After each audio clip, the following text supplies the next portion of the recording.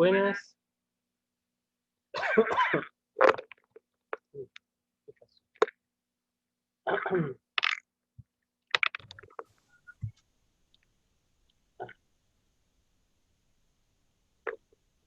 Hola, ¿cómo andan? ¿Me escuchan ahí? Hola, sí, se escucha. ¿Se escucha bien? Hola, profe, sí, se escucha perfecto. Genial, porque voy a tener que hablar con este auricular. Descubrí que se puede usar como micrófono y funciona mejor que tengo en la... Me parece que empezó a fallar, se corta un poco. ¿Se Pero corta? no sé si es Se el escucha un tipo dispositivo de del eco. auricular. A mí también se me escucha como un tipo de eco, Ah, ¿no? perfecto. Eso es eso.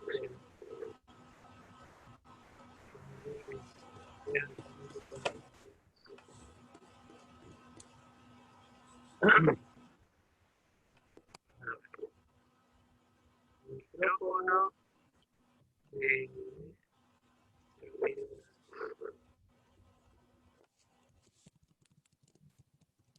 no. Aparte que sí, necesito uno. Creo que no sé. A ver ahora. ¿Ahora se escucha? Sí, ahora se escucha un poco mejor. Mejor. Sí. ¿Y ahora no? ¿Ahora sí? ¿Ahora se escucha mejor? Sí, sí, ahora sí. Y ahí está más clarito. Perfecto. Sí, yo lo escucho igual con un poco de eco, no sé por qué, pero bueno. Mientras ustedes puedan escuchar está bien. Uy, ya hay más en sala de espera. ¿Cómo andan? ¿Bien? ¿Pudieron ver el apunte? ¿Pudieron practicar un poco? ¿Eh?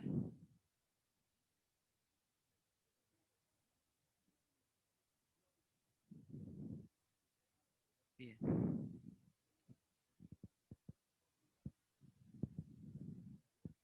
Bueno, ya voy conociendo algunos. Este,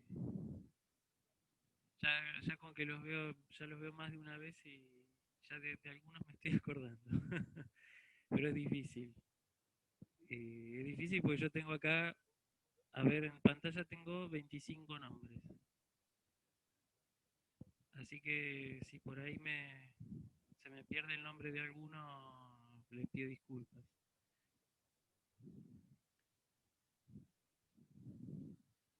A ver. Ahí Felicitas dijo que no se escucha muy bien. Que en realidad se escucha bajito, pero yo por lo menos lo puedo llegar a escuchar. Sí, a ver si, bueno, por ahí si subo un poco la voz, ahí se escucha bien. Yo lo escucho mejor, sí. No sé el resto. Sí, yo también. Sí, sí, Bien, se escucha perfecto. buenísimo.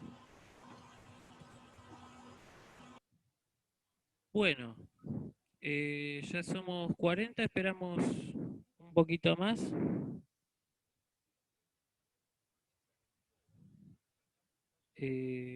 Voy a esperar 2 minutos más y empiezo. Una pregunta, profe. Sí, Ahí vi que habían subido varios diccionarios a Moodle, ¿no? sí. ¿Y vamos a trabajar con alguno en especial o cómo? Bien, esos diccionarios son material de consulta, ¿sí? Mm, Filomena cuando suba el práctico, en uno de los puntos les pide que trabajen con el diccionario. Entonces yo sí, les dejé el diccionario griego-español Vox, sí, un tutorial para aprender a usarlo, para aprender a leerlo bien, y también los 2 tomos del diccionario de Florencio Sebastián Yarza, de la editorial Sopena. tal Les cual. recomiendo que se bajen los dos. Con los otros trabajaremos después. ¿Sí? ¿Con el box ahora no, profe? No. No, hoy no. Hoy yo voy a terminar con el apunte de introducción de lengua y el lunes que viene dado que, digamos, este viernes hay asueto, el lunes van a trabajar con Filomena. Pero Filomena, antes de eso, va a subir el práctico, así ustedes pueden ir viendo y practicándolo. ¿Sí? Bien, bien. Ah, una cosa que les quiero decir, que lo dejé lo dejé en los avisos del Moodle, estén atentos a los avisos, porque siempre por ahí yo pongo cosas que pueden ser importantes para ustedes. Les escribí que cambié la fecha del segundo parcial. La fecha del segundo parcial, la del primer parcial queda igual. La del segundo parcial es el 11 de diciembre. ¿Sí?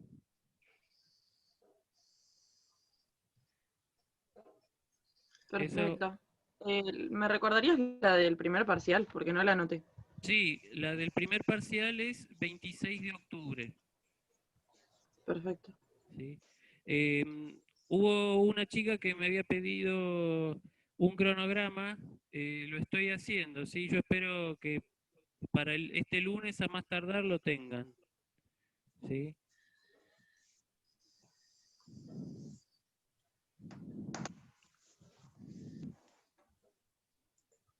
Bueno, ya parece que no va a haber más. Bueno, si sigue apareciendo alguien lo admitiré. Pero bueno, vamos a empezar con la clase. Porque después le tengo que dar los 20 minutos finales, se los tengo que dar a Filomena para que explique el práctico, justamente. Eh, Bien. Nosotros habíamos quedado bueno, habíamos visto el alfabeto, habíamos visto los diptongos, habíamos visto los espíritus y los acentos y la diéresis. El tema de los acentos lo vamos a retomar porque tiene unas reglas especiales que tenemos que aprender. Pero ahora vamos a seguir aprendiendo a leer los signos que nos pueden aparecer en un texto griego. Así que yo voy ahora a compartir pantalla y voy a poner el apunte que les di. Es horrible porque yo me escucho en mi propia computadora, me escucho como un pequeño eco y me molesta mucho. Pero bueno, mientras ustedes escuchen bien, está todo bien. Bueno, vamos con el apunte.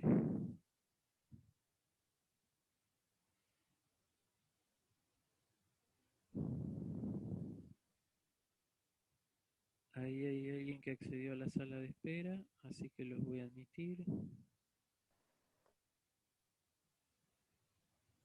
Admitir todo. Bueno.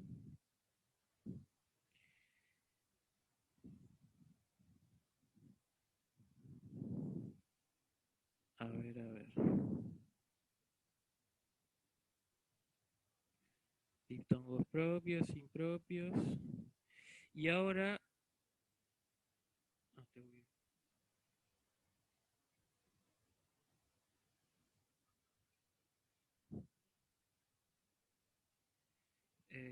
bien, ahí está.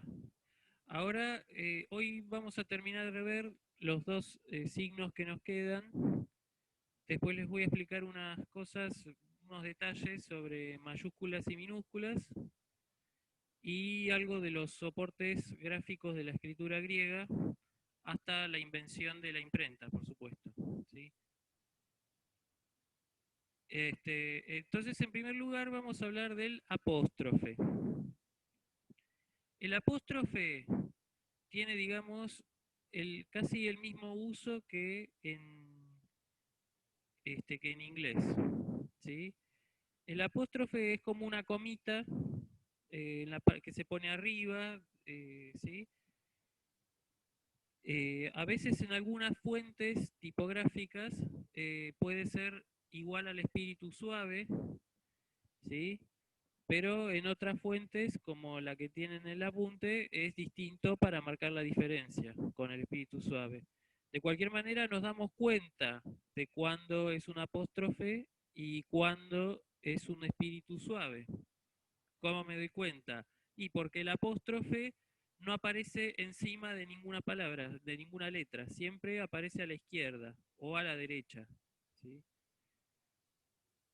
Y además puede ser a la derecha de una consonante, ¿sí? O a la izquierda.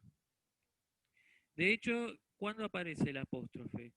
¿Sí? El apóstrofe aparece cuando yo tengo una palabra que termina, una palabra griega que termina por vocal y otra palabra griega que comienza por vocal o diptongo, ¿sí? En ese caso, lo que ocurre es que, o puede ocurrir, es una de las posibilidades, que la última vocal de la primera palabra se elida, se omita, caiga. Y también puede ocurrir que la primera palabra de las, perdón, que la primera letra de la segunda palabra caiga, ¿sí? Acá tenemos dos ejemplos. Voy a hacer zoom para que se vea bien.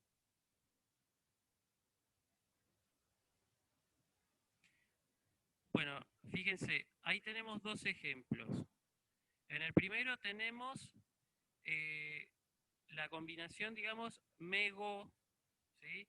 Mego, eso significa no yo, sería literalmente, ¿sí? Me es una de las formas de la negación, y go, que es una, ahí aparece una, debería aparecer una épsilon, que es la épsilon de go, como lo tienen acá, ¿sí?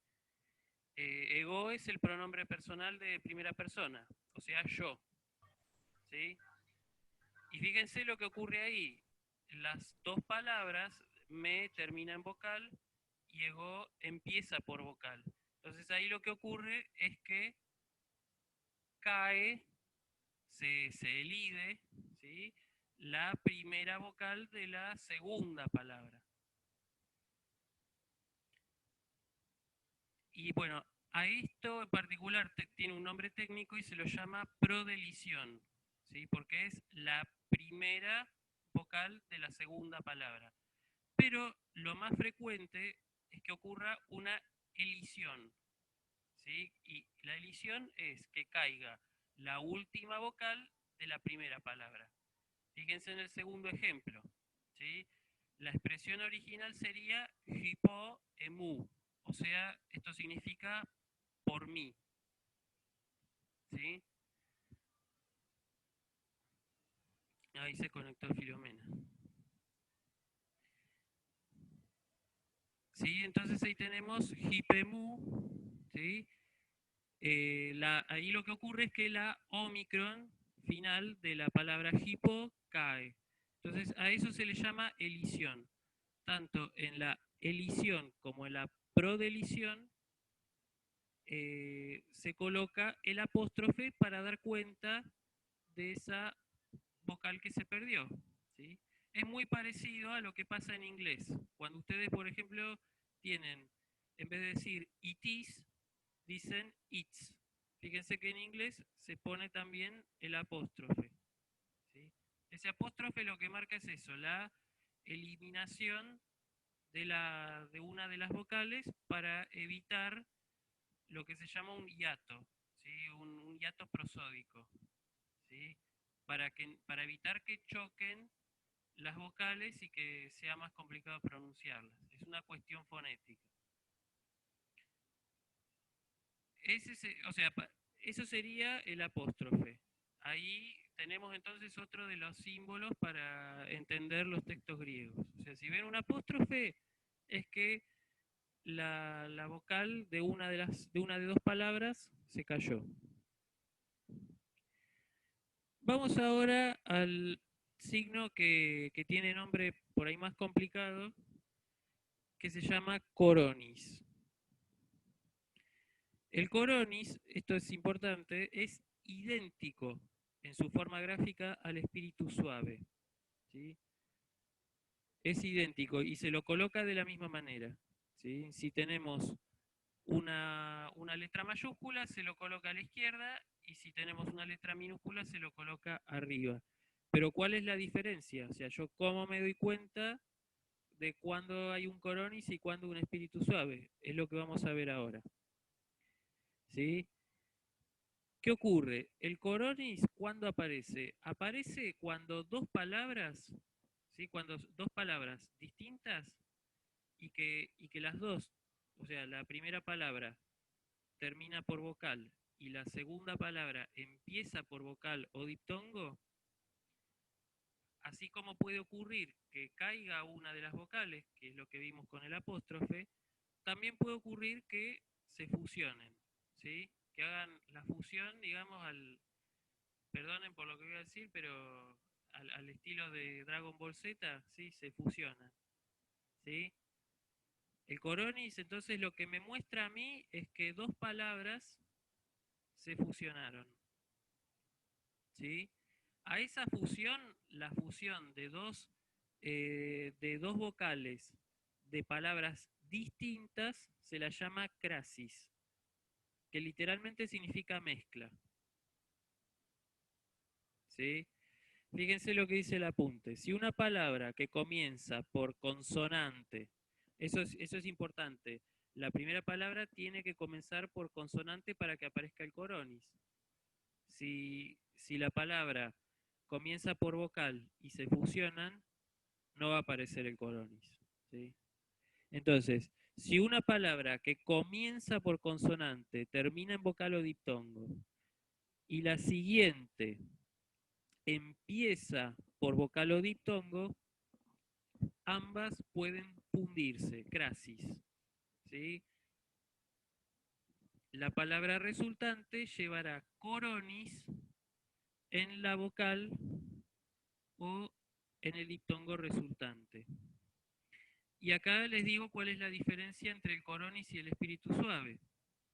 Si bien la forma es la misma, es imposible confundir uno con otro. ¿Por qué? Porque el espíritu siempre aparece cuando la palabra comienza por vocal o diptongo. En cambio, el coronis solo aparece en aquellos, digamos, resultados de fusiones, resultados de crasis, que empiezan por consonante. Entonces, el coronis va a aparecer cuando la palabra resultante de la fusión empieza por consonante.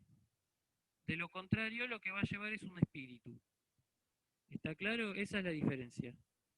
Por eso no nos podemos confundir nunca un espíritu suave con un coronis. Entonces, lo que el coronis a mí me indica es un signo de fusión, de que se fusionaron dos palabras. Vamos a ver los ejemplos para entenderlo mejor. Acá, por ejemplo, tengo la palabra tagazá o tagatá, ¿sí? Que significa literalmente las cosas buenas. Y fíjense que ahí aparece el coronis porque la palabra resultante de la fusión, que son dos palabras, ta por un lado, que es el artículo, y agazá por el otro. El resultado de esa fusión me da tagazá. Y como marca de esa fusión se le coloca el coronis, ¿sí? Lo mismo ocurre con el siguiente ejemplo. Tenemos la expresión toónoma, ¿sí?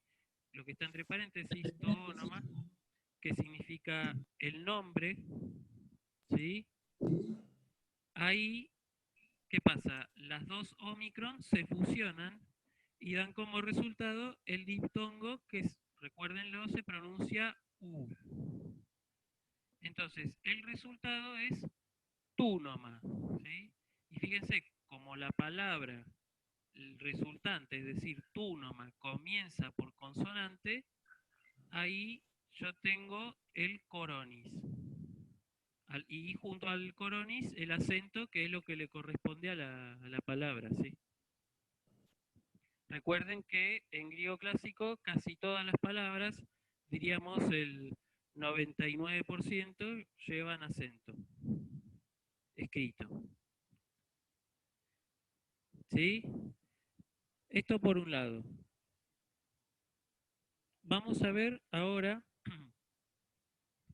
los signos de puntuación. En griego clásico también existen los signos de puntuación, igual que en castellano, pero con algunas diferencias. En primer lugar vamos a ver aquellos signos que son de puntuación débil. Signo de puntuación débil significa que no marca la finalización de una oración. No es una puntuación fuerte, ¿sí? En este caso, lo único que tenemos es la coma, que la coma funciona como nuestra coma, ¿sí? No hay problema con la coma. Entonces, la coma sirve para enumerar, para separar determinados términos, etcétera, ¿sí? Determinadas cláusulas, ¿sí? Pero nunca es puntuación fuerte, no es que ahí termina la oración. La oración después de una coma sigue. Esto es importante saberlo. Después tenemos los signos de puntuación fuerte.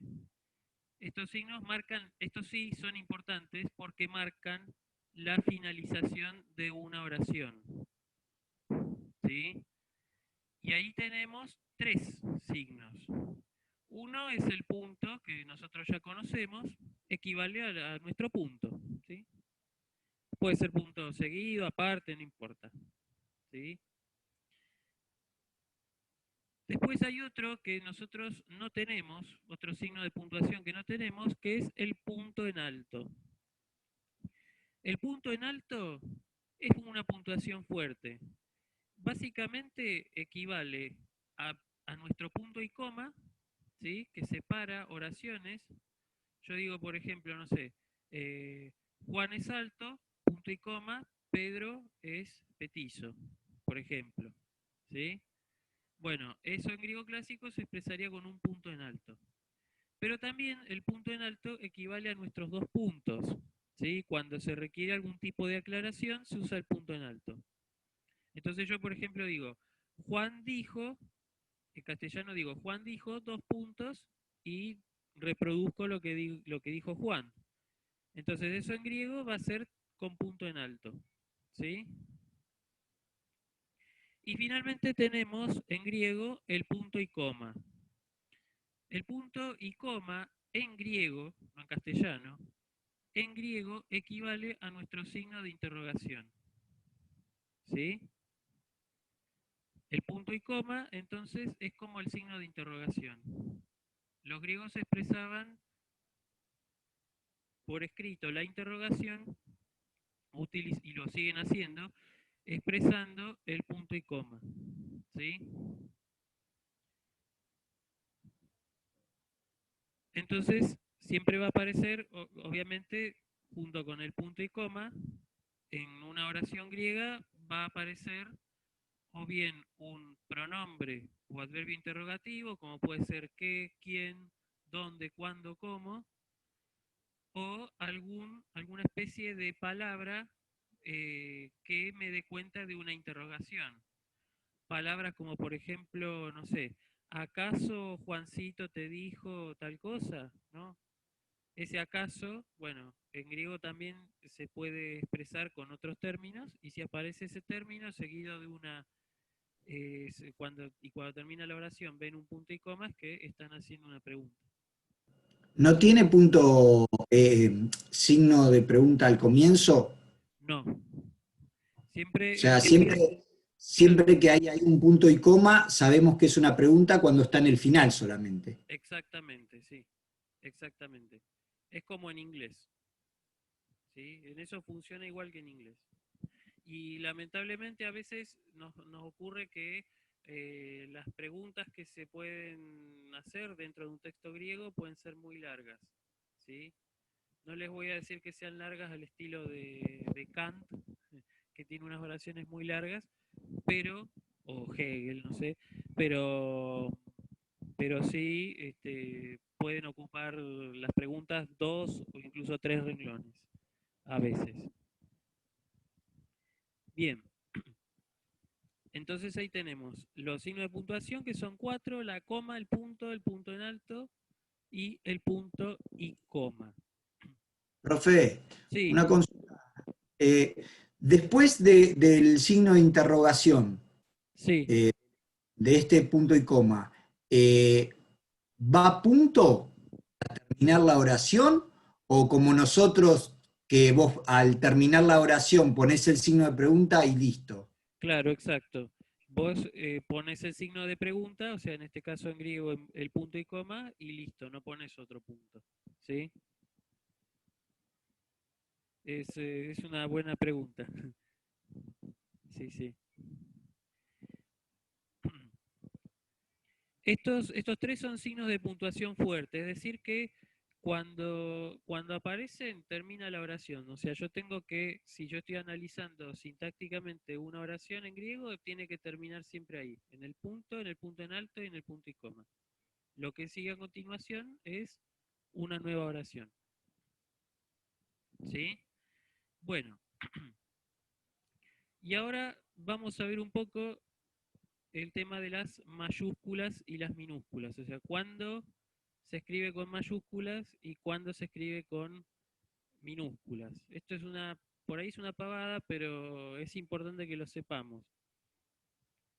Yo acá puse utilización facultativa de las mayúsculas y las minúsculas en la escritura. Bueno, un título bastante rimbombante, pero lo que quiere decir es que yo cuándo puedo usar, digamos, de forma no obligatoria las mayúsculas y las minúsculas.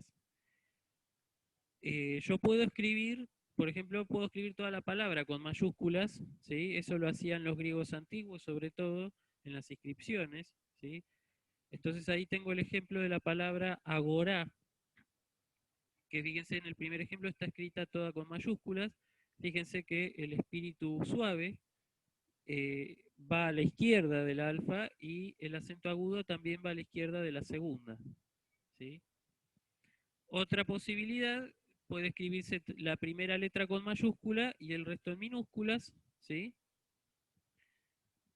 Pero lo que normalmente se hace y lo que yo les recomiendo que hagan, ¿sí? Es que escriban toda la palabra con minúsculas, excepto unos casos que voy a mencionar a continuación, ¿sí?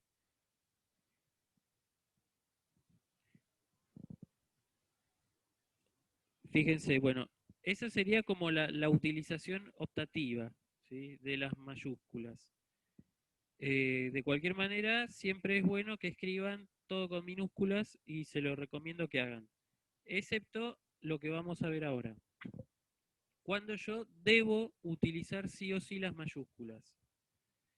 Cuando, por ejemplo, como ocurre en castellano, ¿sí? Cuando empieza una oración nueva, la primera letra la tengo que escribir sí o sí con mayúscula. Y acá tenemos un ejemplo. Hoanthropos o hoanthropos agathos estin. ¿Sí? El hombre o el ser humano es bueno. Un ejemplo medio pavo, pero sirve para explicar. ¿Sí? Fíjense que ho es el artículo masculino, y ese, como es la primera letra de la oración, va con mayúscula. Y como ocurre con las mayúsculas, los diacríticos, como en este caso el espíritu áspero, se colocan en la izquierda. En el resto, como podemos ver, anthropos, agathos, estin, tenemos ahí todos los espíritus, los diacríticos, espíritus y acentos colocados encima de la vocal minúscula. Bien, ¿cuándo es obligatorio seguir usando mayúscula? Cuando la palabra se trata del nombre de una persona, lógico, ¿no? Una cosa que me gusta aclarar, por ahí es una notita de cultura, ¿sí? El nombre de una persona griega antigua generalmente se componía del nombre de pila, ¿sí? Sócrates, Platón, Aristóteles, etcétera, etcétera, Agamenón, Aquiles. El patronímico, es decir, el nombre del padre, que en la época medieval fue lo que dieron paso a los apellidos, ¿sí? Por ejemplo, ustedes conocen seguro a las mellizas Xipolitakis.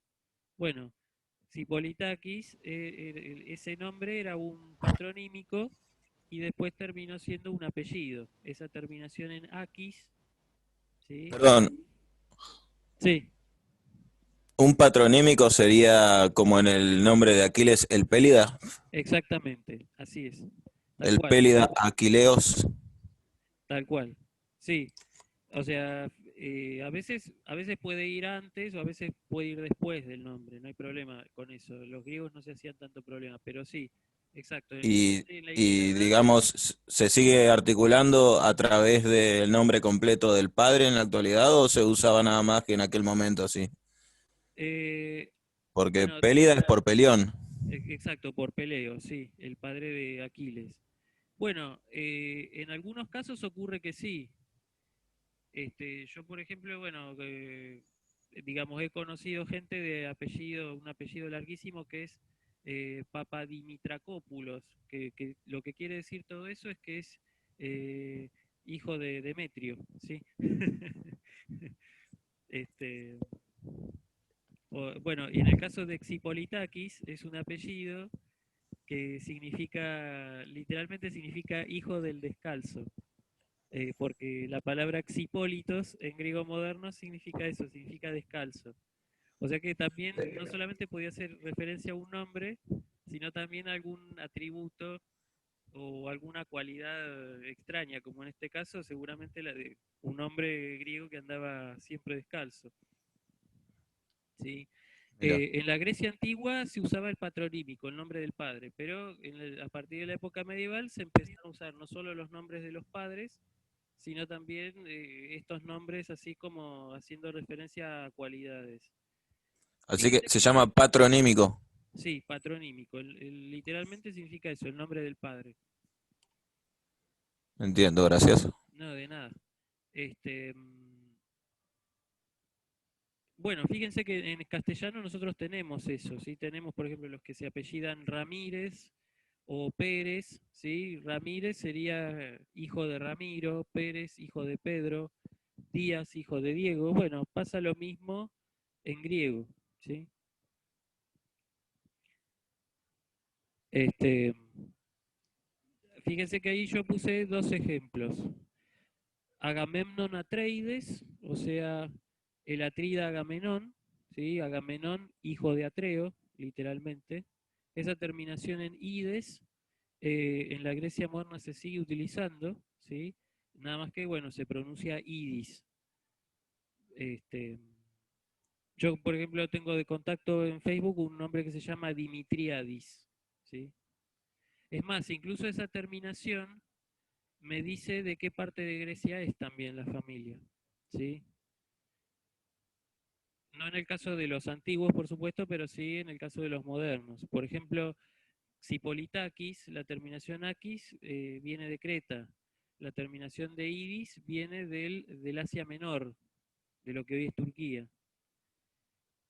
Y la terminación Pulos viene del Peloponeso, viene de la zona de Esparta, de la Argólida, todo eso que vamos a ver la semana que viene.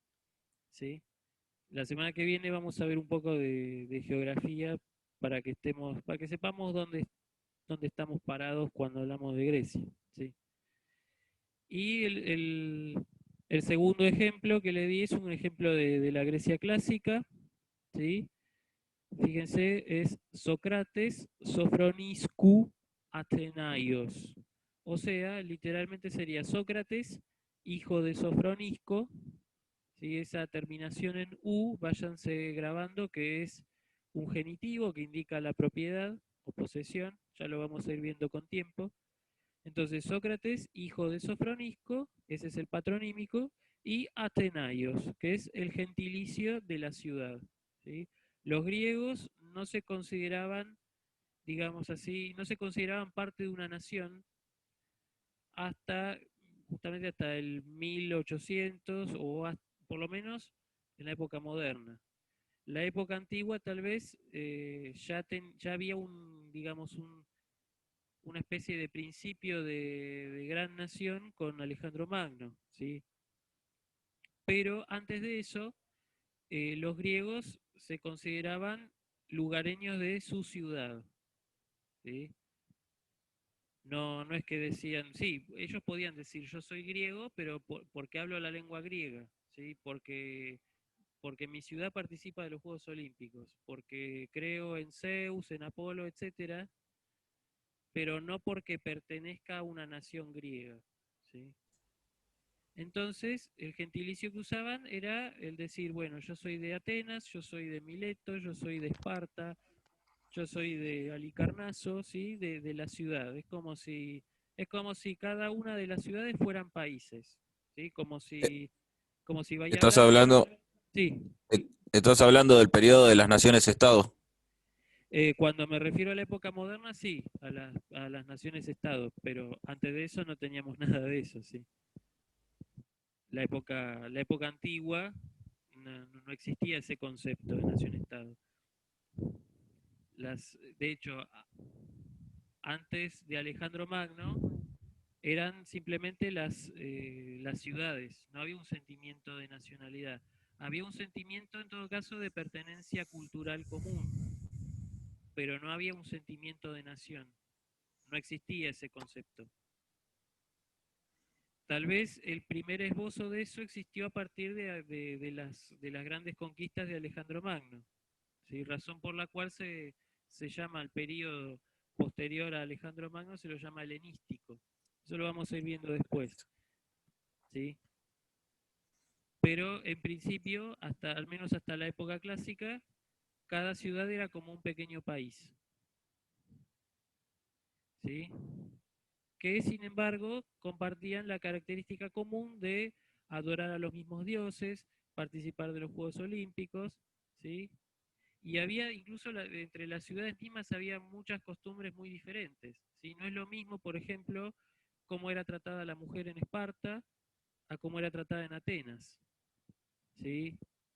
La mujer ateniense básicamente era una persona recluida que se la encerraba en una habitación especial y ahí se tenía que dedicar a criar a los hijos y a tejer y a alguna otra cosa más. En cambio, la mujer espartana entrenaba de la misma manera que los varones, ¿sí? Se tenía que cortar el pelo de la misma manera que los hombres, tenía que seguir pautas de conducta muy similares a las de los hombres. Así que en ese sentido, ahí se nota sobre todo la impronta, digamos. Esto es interesante porque todavía es una característica que todavía se conserva al día de hoy, pese a que existe el concepto de nación-estado. En la época moderna todavía existe esta mentalidad de pueblo, ¿no? Esta mentalidad que incluso, bueno, ocurre sobre todo también lo he visto sobre todo en el sur de Italia, que ahí también hay comunidades que todavía hablan griego. Los italianos le dicen pensiero di campanile, ¿no? El pensamiento de campanario, como de pensar solamente en el pueblito y no ir más allá, digamos. Bueno, eso Filomena por ahí lo puede decir mejor, pero es lo que yo recuerdo. Bueno, entonces, entonces, cuando empieza una oración y cuando tengo un nombre propio, un gentilicio o un patronímico, ahí yo tengo que colocar la mayúscula sí o sí. Y obviamente también cuando se trata del nombre de un lugar, ¿sí? Cuando yo menciono a Helás, que es el nombre griego de Grecia, o Troya, la ciudad de Príamo que fue capturada por los aqueos, todos esos nombres van con mayúscula, ¿sí? Los nombres de las ciudades, los nombres de las naciones y también los nombres de los pueblos, ¿sí? Los gentilicios. Así, por ejemplo, tenemos acá el gentilicio Hélenes. Hélenes significa griegos, de ahí viene nuestra palabra helenos, ¿sí? Y después están los frigioi, ¿sí? Que era una de las formas de llamar a los troyanos, sobre todo en la época clásica. Frigioi eran los frigios, los que vivían en la zona de Asia Menor. de hecho cerca de lo que fue Troya, ¿sí? Entonces ahí tenemos cuando las mayúsculas son obligatorias. Entonces, nombres de países o ciudades,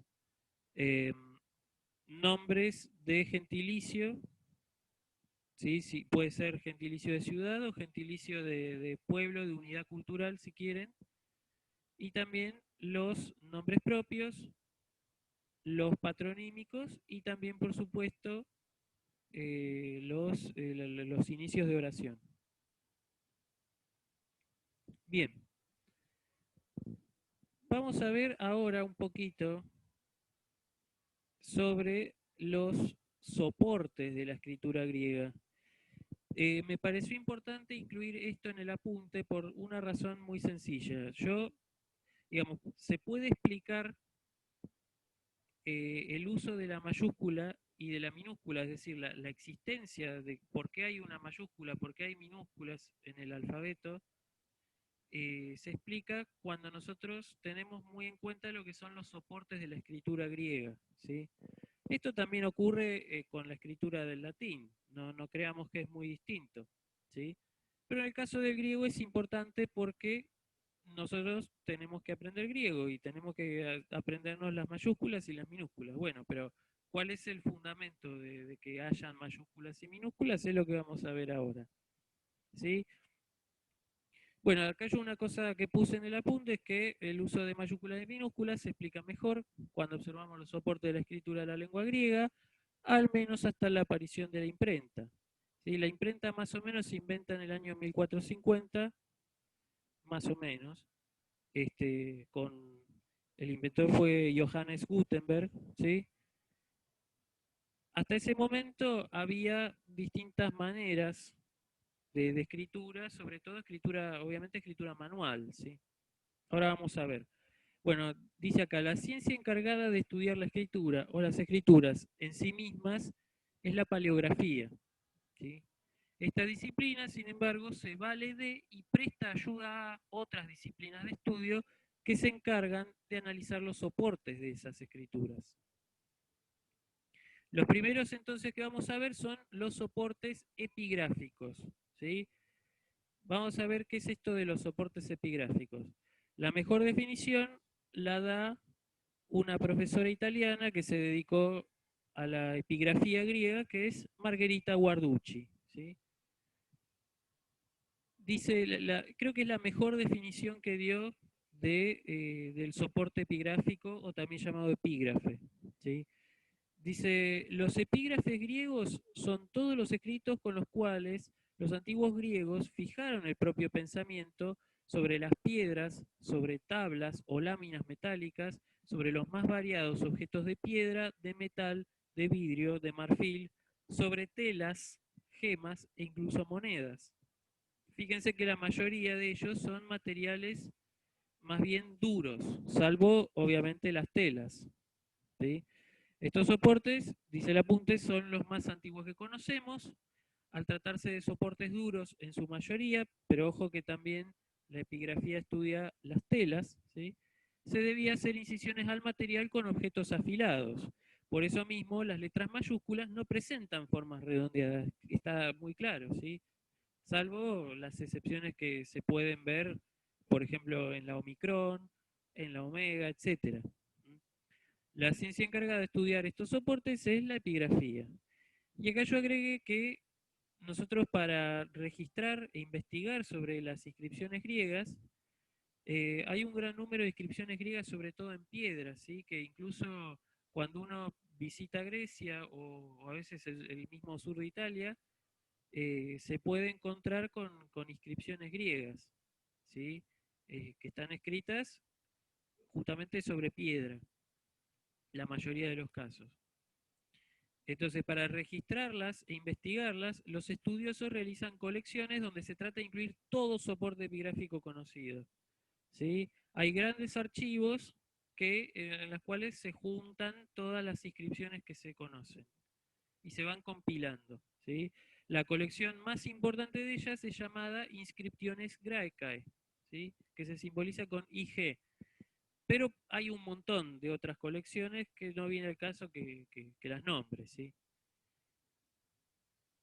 Bueno, lo que sucede acá es que en estas colecciones la inscripción es numerada para tener una referencia de localización o análisis. En el caso concreto de las inscripciones Graecae, sucede que muchas veces el número de tomo del libro de la compilación marca también el lugar en donde se las encuentra. Así, por ejemplo, el tomo 1, lo que me marca es que son las que se encontraron en Atenas, ¿sí? Por ejemplo. Y acá yo les puse esta ilustración, que es una foto que saqué yo mismo el día de mi cumpleaños, que justo tuve la suerte de estar en Delfos. Y lo que dice la inscripción, si, bueno, ustedes traten de practicarla en su casa. Fíjense que acá abajo tienen yo lo transcribí a letras griegas comunes, digamos, pero fíjense que se puede leer muy claramente, ¿sí? Lo que dice es que, bueno, la voy a leer, dice Delfoi, ¿sí? Es decir, Delfos, la ciudad de Delfos, Edocan, es decir, dieron, ¿sí? Esa terminación en hoy indica plural, entonces el verbo va a estar conjugado en plural. Edocan, dieron. Hiois, es decir, a los de Quíos. Quíos es una isla que está situada cerca del Asia Menor. Y dice después promanteien. Fíjense que la palabra se corta en la tau y sigue abajo, ¿sí? Promanteien. La promanteia Profe, era... Sí, perdón. ¿cómo te estás dando cuenta de cuándo termina cada oración? Porque para mí es como algo todo seguido. Son años de Cada estudio. palabra, perdón. Acá abajo igual tienen las palabras pasadas en limpio para que sepan la separación, ¿sí? Para que sepan dónde se separan. Fíjense eso, que Bien. es muy interesante notar ese detalle, ¿sí? Que los griegos antiguos en las inscripciones no utilizaban ni espacios, ni acentos, ni espíritus, ¿sí? Entonces acá lo que dice es que los de Delfos le dieron a los de Quíos la promanteia. ¿Qué era la promanteia? El derecho de consultar primero al oráculo, ¿sí? Lo que uno deduce de esta inscripción es que los de Quíos les dieron muchas ofrendas. Hay varios, cuando uno visita el sitio de Delfos va a ver que hay varios templitos que son como los tesoros. En esos tesoros las ciudades iban y depositaban ofrendas, generalmente consagradas al dios Apolo, que es el dios de Delfos, ¿sí? Entonces, en agradecimiento los de Delfos le concedieron a los de Quíos el derecho de consultar primero al oráculo, ¿sí? La promanteia. Bien, ese es un pequeño ejemplo de tantos ejemplos que podemos encontrar, ¿sí? Incluso hoy tenemos la suerte de acceder por internet a las colecciones de epigrafía, no tal vez a las fotos originales, como esta que yo les muestro acá, pero sí tienen la transcripción en letras griegas comunes, digamos, ¿sí? Para que puedan consultar. Bien, eso sería con respecto a los soportes epigráficos. Después están los soportes papirológicos, que uno diría, bueno, soporte papirológico es papiro, pero no es tan así, ¿sí?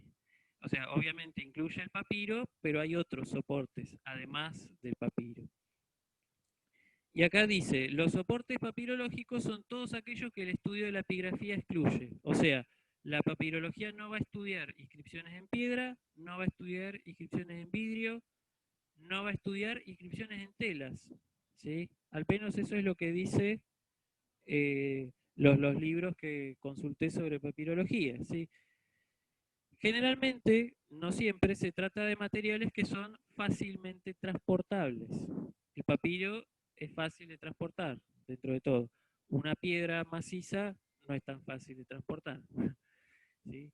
Y hay un estudioso que tiene un libro de introducción a la papirología que se llama Italo Gallo, define la papirología y demarca cuál es el objeto de la papirología, ¿sí?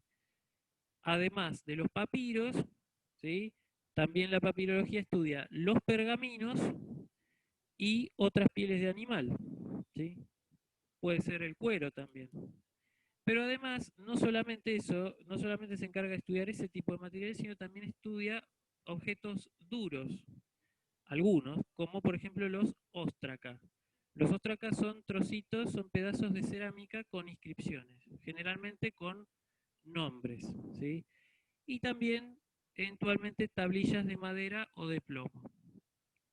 De cualquier manera, las tablillas de madera o de plomo también las puede estudiar la epigrafía, ¿sí? ¿Qué es importante destacar de acá? Que obviamente cuando uno tiene un soporte más blando y un soporte al que yo no le tengo que hacer marcas como rayándolo, ahí yo puedo utilizar una tinta, ¿sí? Puedo dejar una impresión en vez de hacer una incisión, ¿sí? Ahí ya empieza la escritura de las letras, se va a volver lógicamente más redondeada. Ahí ya empiezan a aparecer primeras formas que son, digamos, como las antecesoras de las letras minúsculas. Y empiezan también a aparecer los diacríticos, empiezan a aparecer los espíritus, los acentos, sobre todo después de la época de Alejandro Magno, después de la época helenística, ¿sí? Un datito de color que tiro acá es que las excavaciones arqueológicas realizadas a fines del siglo XIX sobre lugares como Egipto, sobre todo llevadas a cabo por alemanes e ingleses y también italianos, ¿sí? Estas excavaciones proporcionaron gran número de papiros, son las principales colecciones de que disponemos, son los papiros que se encontraron sobre todo entre los siglos XIX y XX, ¿sí? Los papiros exhumados, o sea, los papiros desenterrados, se guardan en colecciones de museos o universidades, la mayoría, como acabo de decir, de Europa Occidental, donde son numerados para tener una referencia de localización o análisis. Si yo para saber qué papiro estoy trabajando, bueno, lo tengo que buscar por número, ¿sí? Y le tengo que, o sea, tengo que buscar además el lugar donde se encuentra. Muchas veces el nombre del o de los papiros tiene que ver con el lugar donde se encuentran en este momento o alguna referencia que haga mención a un personaje de la época que fue el que lo encontró o que fue por mucho tiempo el depositario de ese papiro. ¿Sí? Entonces, bueno, una de las colecciones de papiros más importantes se halla en el Museo Egipcio de la ciudad de Berlín, que pese a que es un museo egipcio, tiene un montón de papiros escritos en griego, por la sencilla razón de que en la época helenística Egipto había pasado a ser, había pasado a tener dominio de dinastías griegas, ¿sí? Y acá tenemos un ejemplo, el cual, digamos, si ustedes lo leen así no van a entender nada. De hecho, para saber leer estos papiros hay que tener cierta dedicación, cierta preparación específica, que lamentablemente yo no se les voy a poder dar. Les voy a hacer acá un poquito de zoom para que se vea un poco mejor. Este es un papiro muy destrozado, ¿sí? Es un papiro muy conocido porque tiene pedazos tiene trozos de composiciones, ¿sí? Está escrito, fíjense, como tiene las letras griegas que están, ahí vos tenés la letra de un himno, ¿sí? Pero también tenés estos diacríticos que a veces vemos que no tienen nada que ver con los diacríticos que nosotros vimos, esos son signos de notación musical. O sea, este es un papiro muy importante porque tiene, además de fragmentos de poesía, tiene además la música con la que se los ejecutaba, ¿sí? Con la que se los leía. Entonces es un papiro muy importante, ¿sí?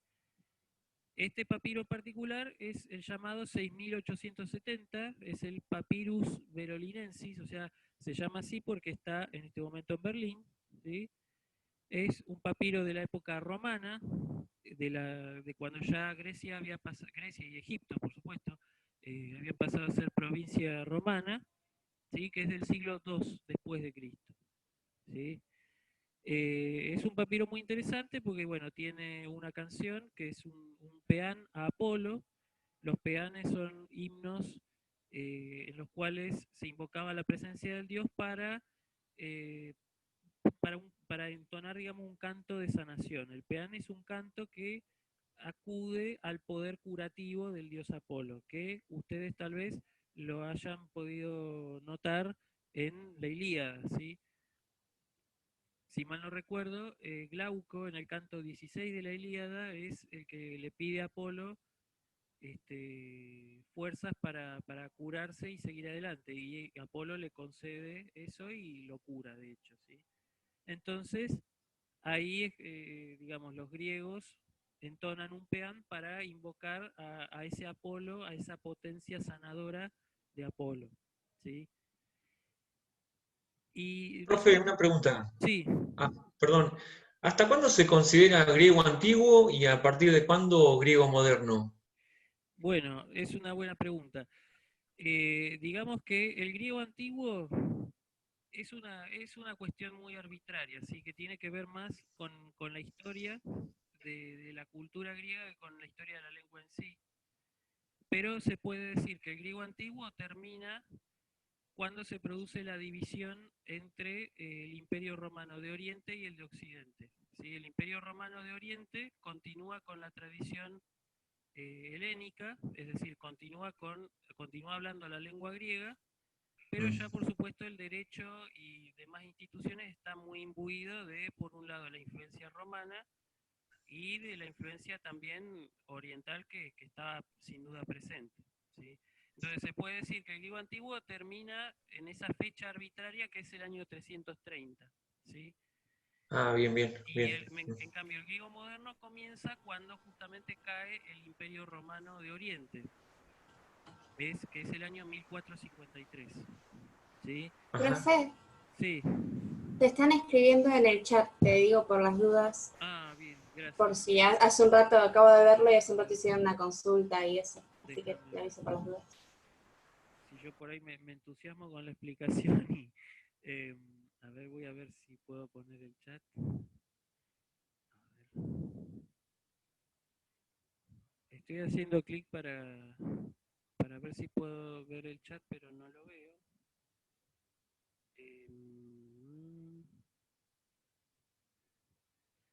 Ahí está, ahí está. A ver, ¿qué dice? Son muchas preguntas. A ver, dice... bueno, acá dice Virginia, la similitud con el inglés no es en tanto la función. Supongo que se referirá al apóstrofe. Sí, de hecho el apóstrofe en inglés cumple la misma función que en griego, ¿sí?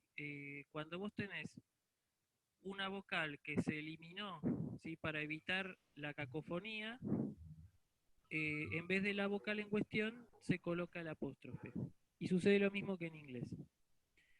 Y Virginia también pregunta, no entendí porque en los dos ejemplos de Coronis se ve distinta la grafía de la puntuación. No sé muy bien a qué se refiere, pero ¿Ahí me escucha? sí.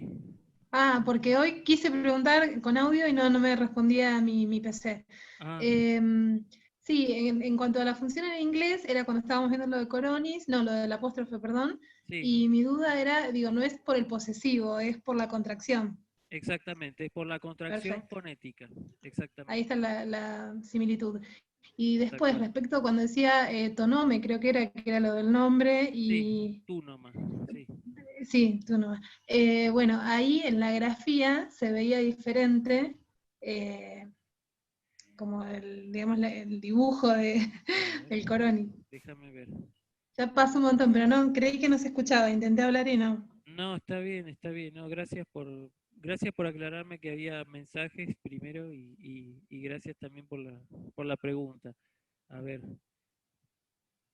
voy a ver dónde, voy a volver acá. Claro, acá, digamos, la forma del Coronis, fíjate que en la palabra tagazá, ¿sí? Fíjate, la segunda alfa esto tiene coronis, ¿sí?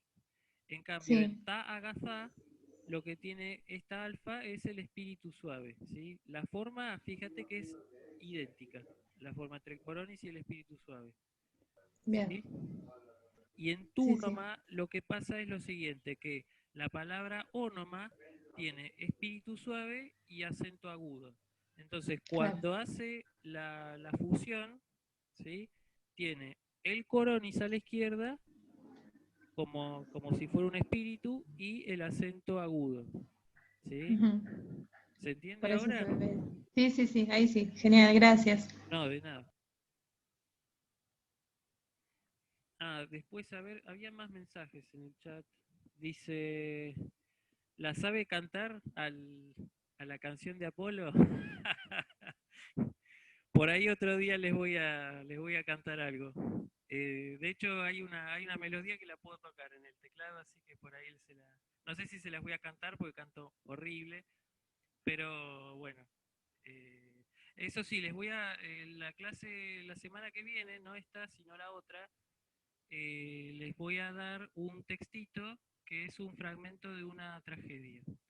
Entonces ahí van a poder ver cómo sonaba y yo les voy a dar nociones básicas para que entiendan esas cositas de métrica, porque eso también tienen que aprenderlo, al menos lo básico. Y ahí ahí yo ya tengo un audio preparado para que puedan escuchar cómo sonaba, más o menos, aparentemente, ¿no? Porque nunca sabemos. Siempre recuerden que se trata de reconstrucciones. No es que tenemos, no es que tenemos una grabación de Sófocles cantando una tragedia suya, lamentablemente, ¿no? Pero bueno. Que la cante Speroni, dice Denis. Bueno. ¿Speroni padre o Speroni hijo? Porque vieron que el hijo está estudiando también filosofía. Bueno. A propósito, hace rato que no sé nada de la vida de Juan, pero bueno, si lo ven, mándenle un saludazo porque es un tipazo. Así que aprovechenlo, que es un buen profesor también. Y buena persona, que eso es muy importante. Bueno.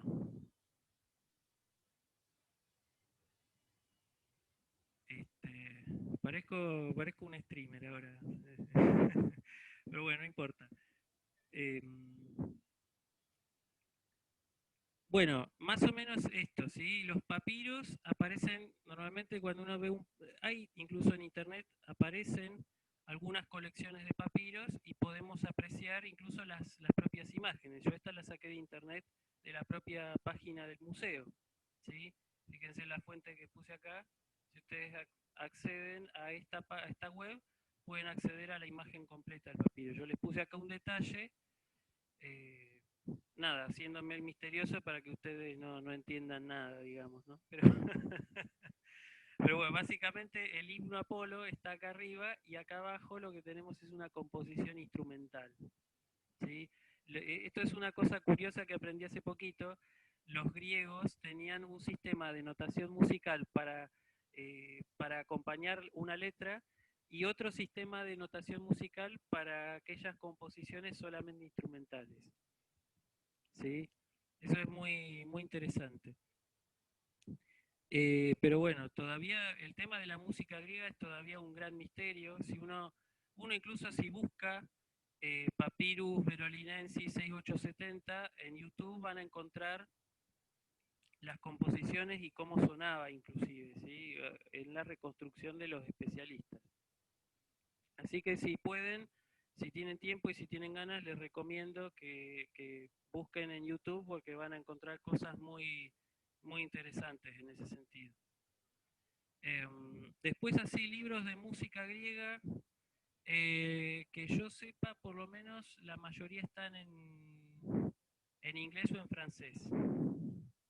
Sí, a ver, acá me están diciendo, trío de canto con MUX. Bueno, ya eso sería mucho, ¿no? Hay que ver si Jorge se prende. Bueno, también Jorge, otro gran profesor. De hecho, saben que por Jorge yo estudié filosofía. porque yo a Jorge lo tuve en el secundario, en la Escuela de Comercio. No sé si alguno de ustedes egresó de la Escuela de Comercio. Yo siempre digo que son sobrevivientes, porque yo la verdad que me sentí así, pero bueno. Después, dice Felicitas, ¿cómo buscamos? Bueno, agarran, ponen YouTube y ponen esto que está acá, ¿sí? Papyrus verolinensis 6870. Si lo ponen así, les va a aparecer algo, seguramente. El primero que les suele aparecer es una reconstrucción hecha por Gregorio Paniagua. También se puede, si pueden, busquen ese nombre, Gregorio Paniagua, y les va a aparecer el CD con todas las canciones que hizo. No es solamente este papiro, sino también hizo un par más. Así que bueno, les recomiendo un poco para que sepan cómo sonaba o cómo creemos que sonaba la música griega. A ver, voy a poner de vuelta, ahí está. Bueno, eso sería con respecto a los soportes papirológicos, ¿sí? Les digo que en ese sentido, bueno, y Filomena lo sabe mejor que yo, es apasionante, la verdad. Si uno se pone a buscar en internet las colecciones de papiros o las colecciones de las epigrafías, o sea, uno se encuentra con un mundo del que todavía hoy se puede decir cosas nuevas, ¿no? Y eso es sorprendente. Bueno, finalmente el otro tipo de soportes que tenemos son los libros manuscritos. ¿Sí? Bueno, dice el apunte, yo lo leo porque por ahí me sale mejor leerlo, me sale mejor escribir a veces que hablar. Los libros manuscritos conservan los principales textos de la tradición clásica, claro, ¿sí? La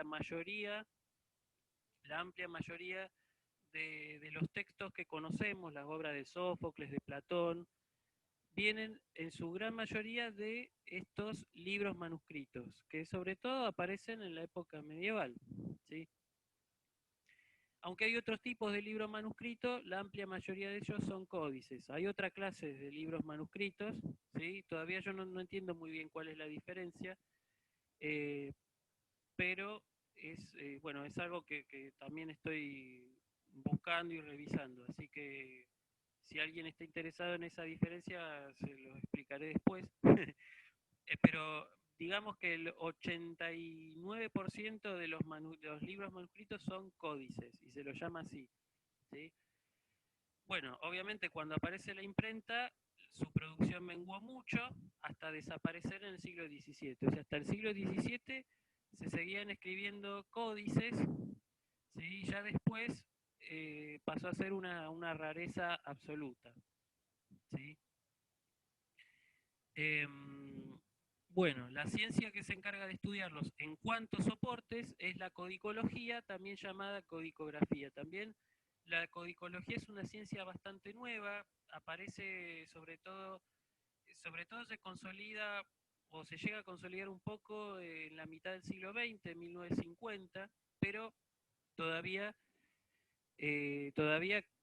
no está totalmente, digamos así, definida. Incluso, fíjense que tiene digamos, esa confusión en el nombre, no saben si llamarla bien codicología, codicografía. Bueno, dice, para tener una referencia de localización y análisis, los códices son nombrados en latín de acuerdo al lugar donde se conservan o conservaban históricamente, o aludiendo al nombre de un personaje con el que se está relacionado. ¿Sí? Pasa lo mismo que con los papiros. Como muchos códices pueden compartir alguna de estas características, lógico, ¿sí? Se los numera y se especifica la lengua en que están escritos, ¿sí? A veces, por ejemplo, ahí yo pongo unos ejemplos, tenemos el Codex Vaticanus, el Codex Laurentianus, hay varios, ¿sí? Hay varios que se llaman así. Hay varios Codex Vaticanus, hay varios Codex Laurentianus, pero se llaman así porque se conservan en el mismo lugar. Obviamente, Vaticanus es por el Vaticano, el Laurentianus es por la Biblioteca Laurentiana que queda en Florencia, Italia. ¿sí? También está el Codex Sinaiticus, entre otros. Y acá yo les puse un ejemplo de códice en el que ya podemos apreciar algunas cuestiones que vemos en la escritura de hoy en día, ¿sí?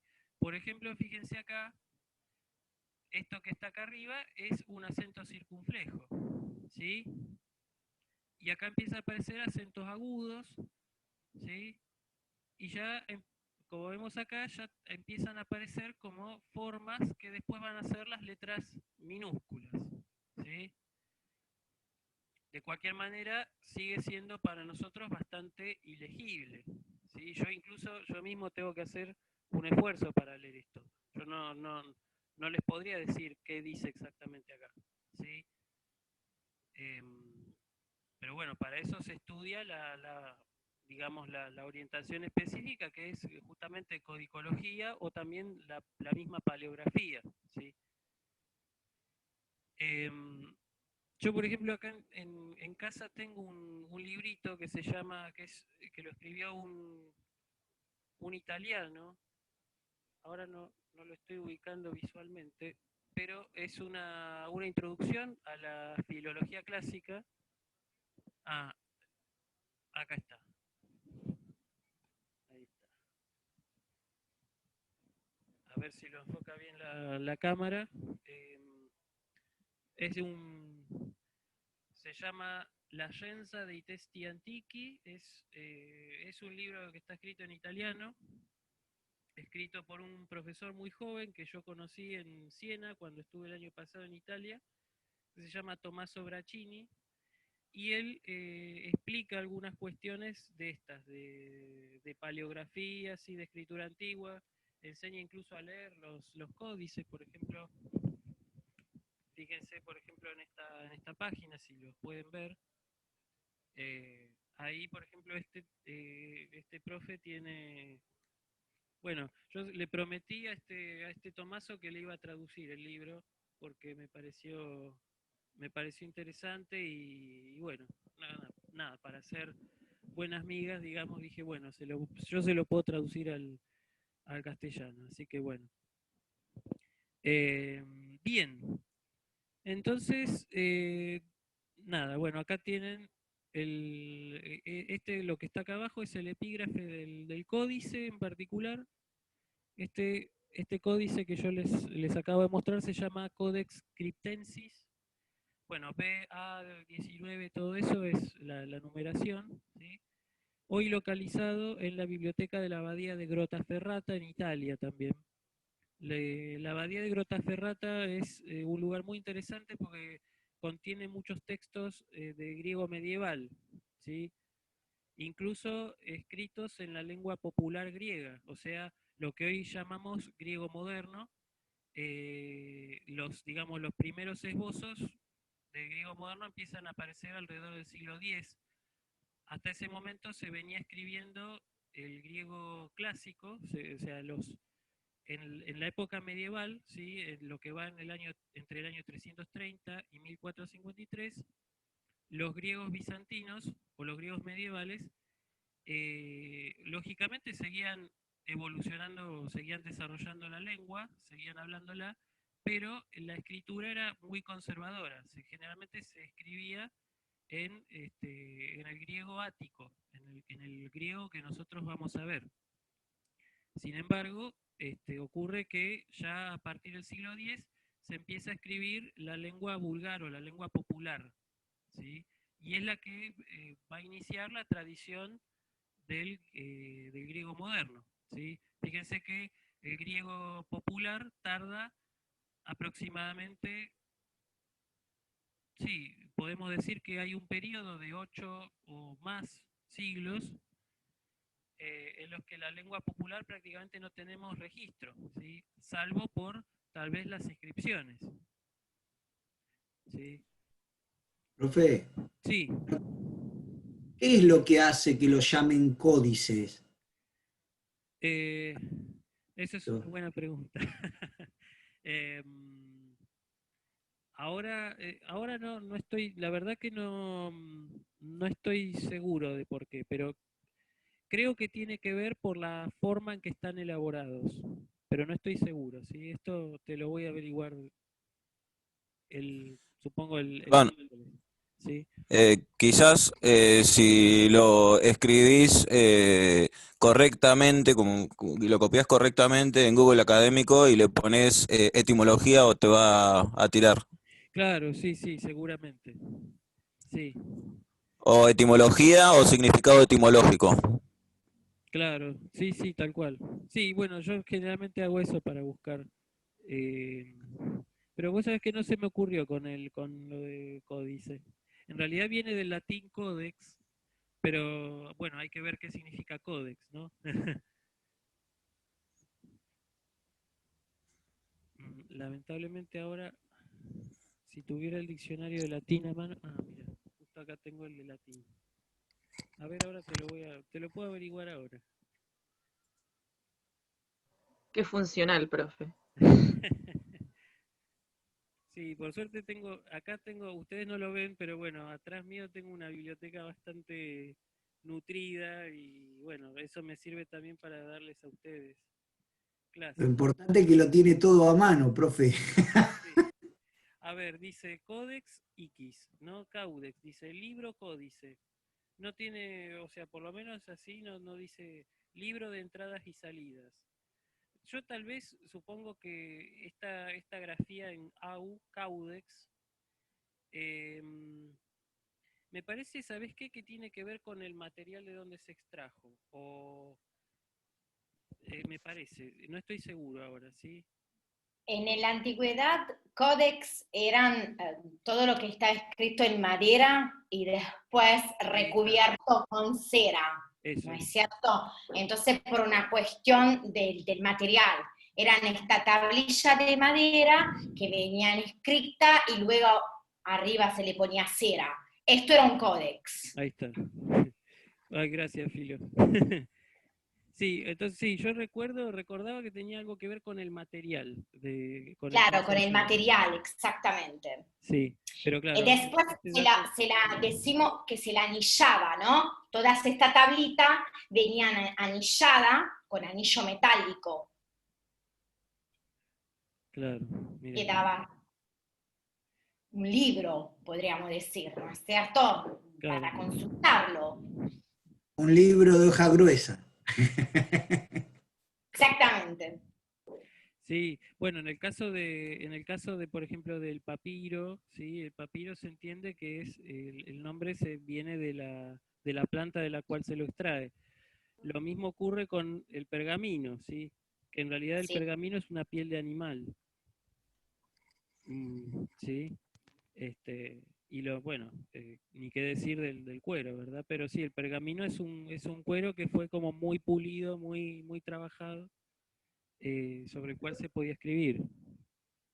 ¿Lo cazaban acá en Pergamino? Provincia de Buenos Aires.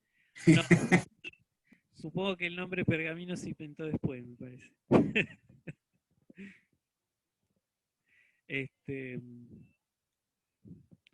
Bien. Bueno, ¿qué más tengo que decir? Bueno, nada, que esto, para terminar con el apuntecito, es que, bueno, los atenienses del siglo V a.C., un poco ya se los he dicho, solo conocían las letras mayúsculas, ¿sí? Es decir, las minúsculas no se inventan hasta que aparecen los códices y además no es que alguien dijo, bueno, vamos a inventar las minúsculas, sino que las minúsculas son producto de la necesidad de escribir rápido, ¿sí? Fíjense, este códice que nosotros tenemos acá es un libro que fue escrito a mano por algún monje que estaba cumpliendo una penitencia. Entonces el tipo tenía que hacerlo de manera tal que se entienda lo que quería decir, pero al mismo tiempo que se le facilite la mano, seguramente, porque terminaban todos acalambrados, ¿sí? De hecho, muchas veces hay anécdotas incluso en las que a veces los monjes que escribían, los monjes escribas, terminaban un libro y hacían algún comentario, generalmente diciendo, dando alguna impresión sobre el libro, ¿no? A veces decían que era muy aburrido, ¿sí? Por ejemplo, cuando copiaban a Santo Tomás, ahí está la anécdota de que hay un códice de Santo Tomás que, bueno, que dice que que el monje que lo escribió dice, bueno, acá termina por fin esta obra aburridísima, larguísima, ¿no? Como casi pobre monje, como sufriendo, ¿no?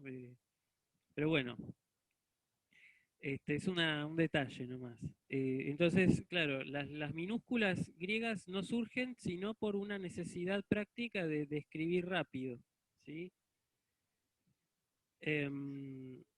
Entonces, bueno, tampoco eran conocidos los diacríticos, ya le dije, los diacríticos, los acentos, espíritus, y eso empiezan a aparecer recién a partir del siglo, más o menos a partir del siglo III a.C.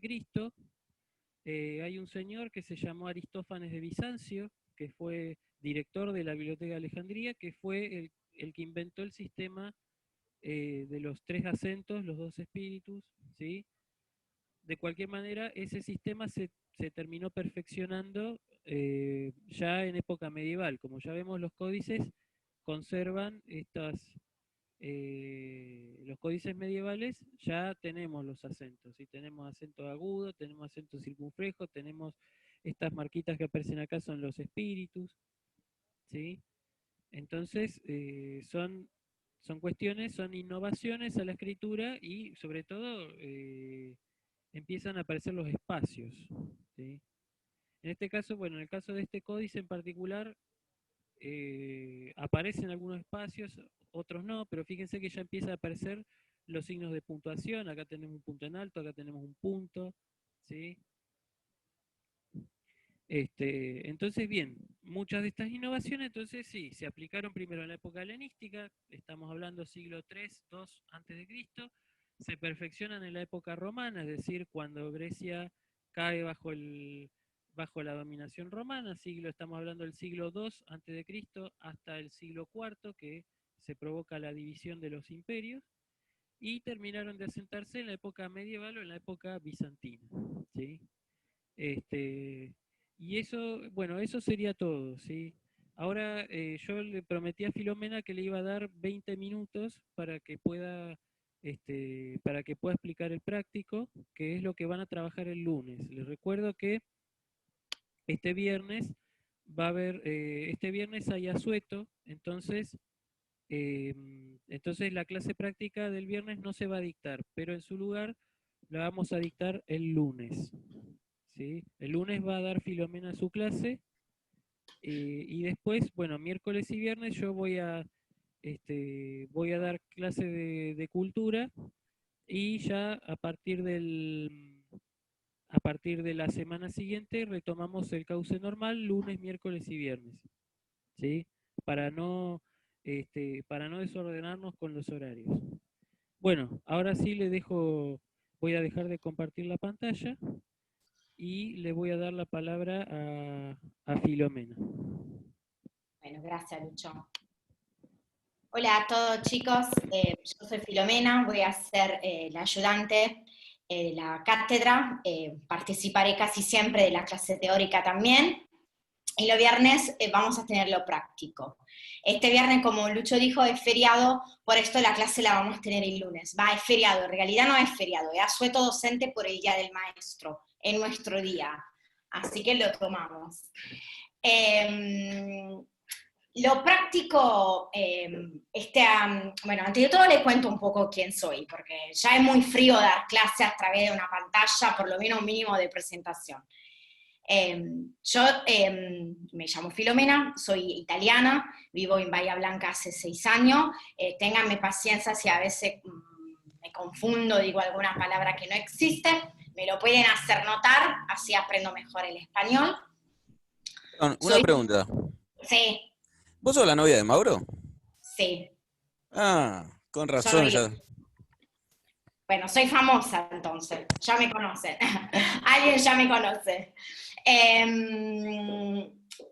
¿Qué estaba diciendo? Bueno, yo me recibí en Italia como arqueóloga, me dediqué siempre a la arqueología griega o de Magna Grecia, y ahora me encuentro acá en Bahía, estoy como Lucho, estudiando en el AUNS, estoy haciendo un doctorado en letras, así como Lucho también tenemos una beca del CONICET, así que estamos en la trama final, si así se puede decir.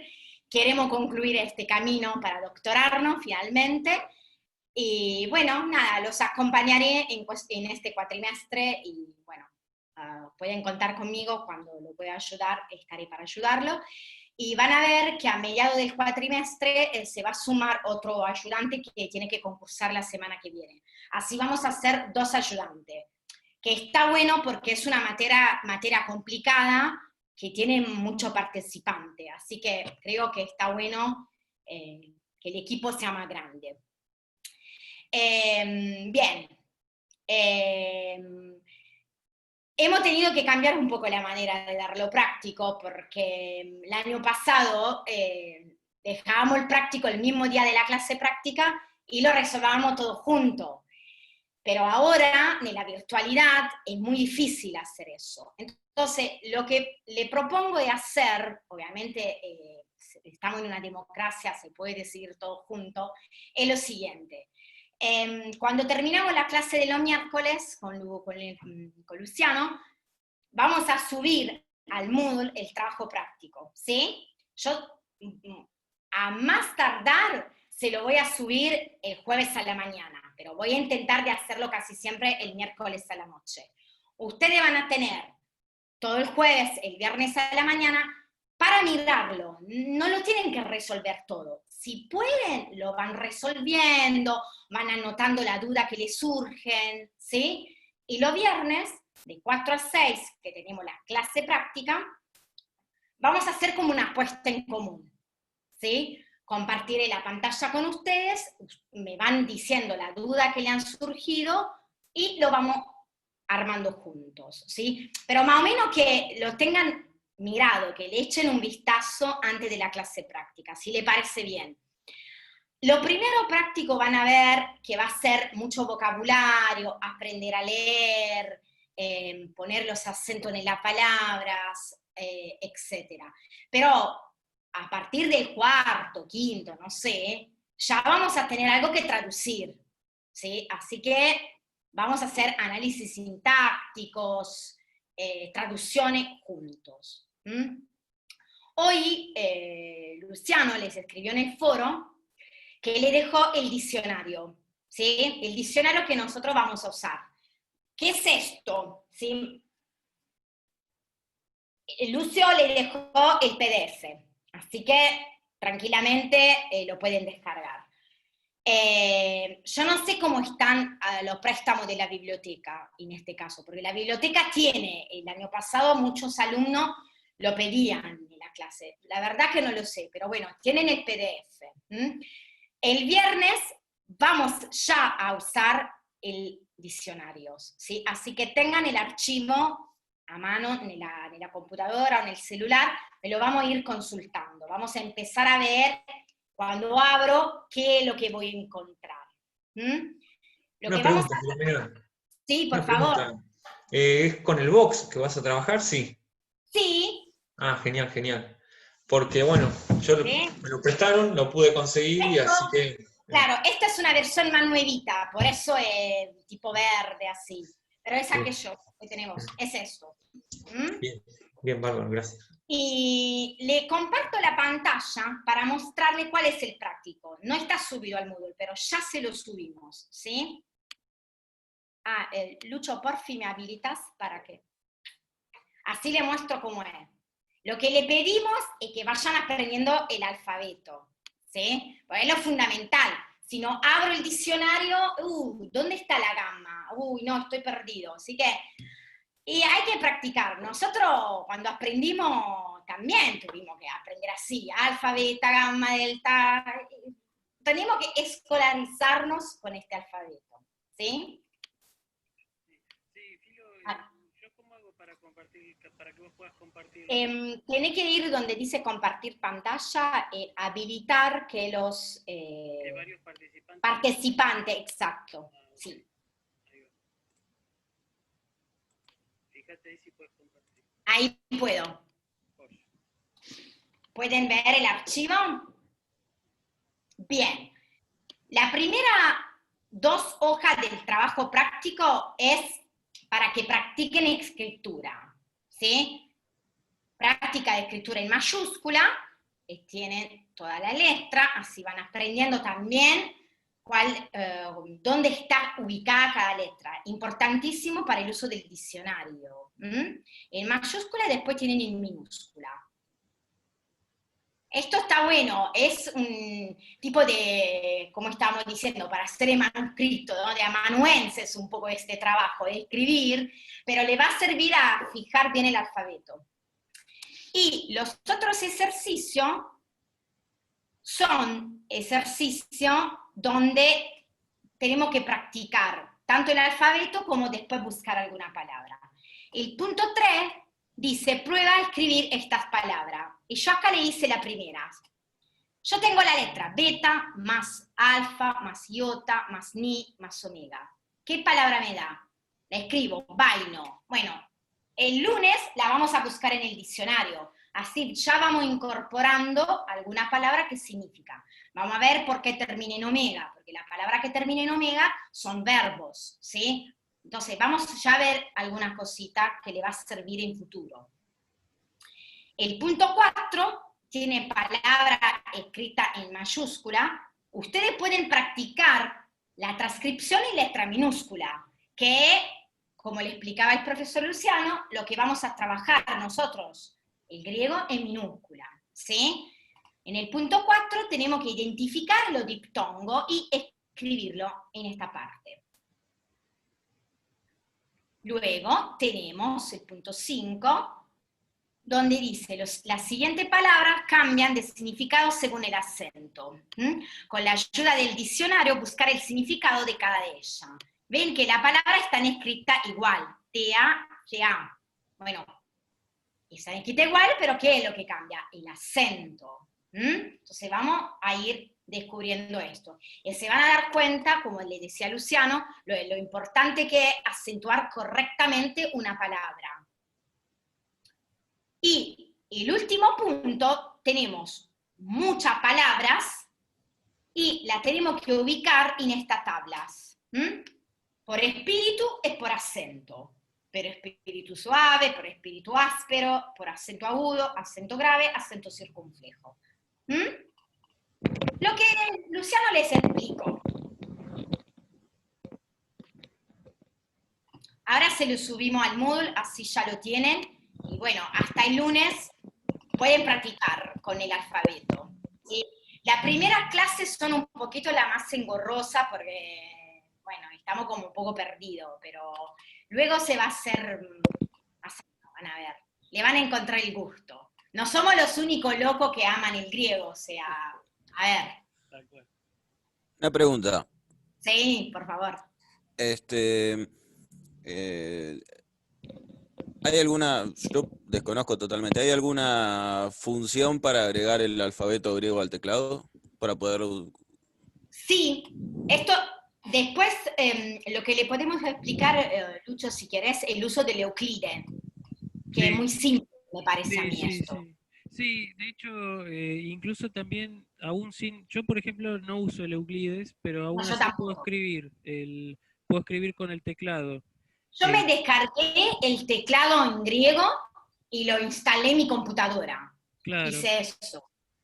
Sí, desde Windows uno puede descargar lo que se llama el teclado griego politónico, ¿sí? Politónico, exactamente. El politónico, porque el politónico lo que permite es acentuar, o sea, colocar los espíritus, los acentos.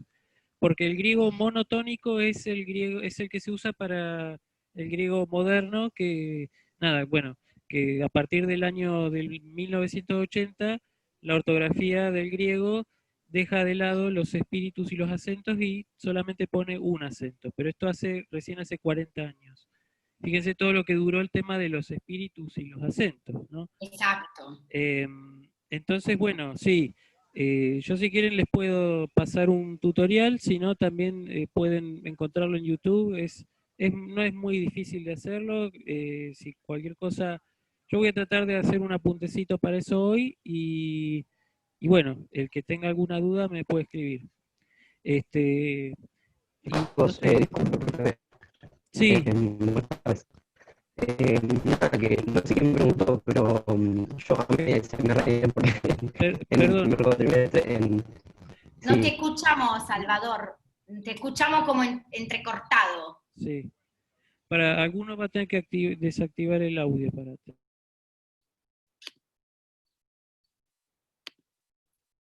A ver, Salvador, ¿probás a activar el micrófono ahora?